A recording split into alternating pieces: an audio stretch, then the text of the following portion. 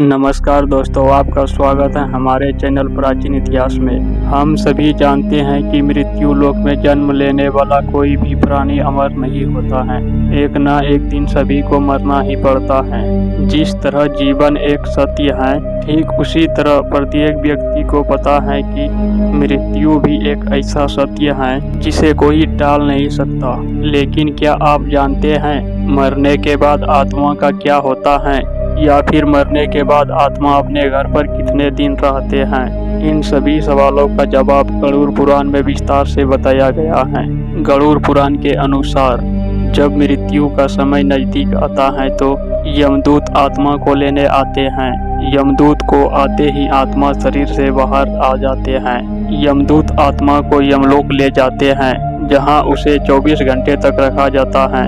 गरुड़ पुराण के अनुसार इन 24 घंटों में आत्मा को यह बताया जाता है कि उसने क्या क्या अच्छे कर्म किए हैं और क्या बुरे कर्म किया है। इसके बाद आत्मा को फिर उसके परिजन के पास छोड़ देते हैं। 13 दिनों तक आत्मा अपने परिजनों के बीच ही रहते हैं। मृतक के आत्मा अपने परिजनों के बीच भटकते रहते हैं और अपने परिजनों को पुकारते रहते हैं, लेकिन उसके आवाज कोई सुन नहीं पाता। यह देखकर मृत व्यक्ति की आत्मा बेचैन हो जाता है और जोर जोर से चिल्लाने लगता है। आत्मा अपने शरीर के अंदर प्रवेश करने का भी कोशिश करता है, लेकिन यमदूत के पास बंधित होने के कारण वह अपने शरीर में प्रवेश नहीं कर सकते। इसके अलावा गरुड़ पुराण के माने तो जब यमदूत आत्मा को उसके परिजनों के बीच छोड़ आते हैं तो उस समय आत्मा में इतना बल नहीं होता कि वह यमलोक तक की रास्ता तय कर सके। गरुड़ पुराण के अनुसार किसी भी व्यक्ति के मृत्यु के बाद 11वें और 12वें दिन पिंडदान किया जाता है। उससे मृतक की आत्मा रूपी शरीर का मांस और त्वचा का निर्माण होता है, और जब 13वें दिन मृतक के नाम का पिंडदान किया जाता है, उसी से वह यमलोक तक की रास्ता तय करते हैं। अर्थात मृत्यु के बाद मृतक के नाम का जो पिंडदान किया जाता है, उसी से वह मृत्युलोक या यमलोक तक की रास्ता तय करने में बल मिलता है। इसलिए गरुड़ पुराण में बताया गया है कि मनुष्य की मृत्यु हो जाती है तो उसके आत्मा 13 दिनों तक अपने परिजनों के बीच भटकते रहते हैं, और उसके बाद आत्मा मृत्युलोक से यमलोक निकल पड़ते हैं, जिसे पूरा करने में उसे 12 महीने यानी 1 साल का समय लग जाता है। इतना ही नहीं, माना जाता है कि 13 दिनों तक मृतक के नाम का किया गया पिंडदान उसके 1 वर्ष के भोजन के समान होते हैं। इसके अलावा बता दे, अक्सर लोगों के मन में ये भी सवाल आता होगा कि अगर किसी मृत व्यक्ति के नाम का पिंडदान नहीं किया गया तो क्या होगा।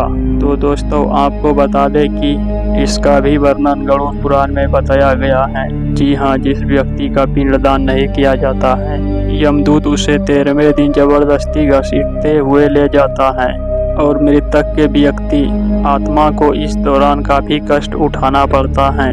इसलिए सनातन धर्म में मनुष्य के मृत्यु के बाद 13 दिन तक पिंडदान करना आवश्यक माना गया है। इसके अलावा गरुड़ पुराण में यह भी बताया गया है कि जो भी व्यक्ति जीवित रहते हुए अच्छे कर्म करते हैं, मृत्यु के बाद उसके आत्मा को यमराज के दूत उसे कोई कष्ट नहीं देते हैं।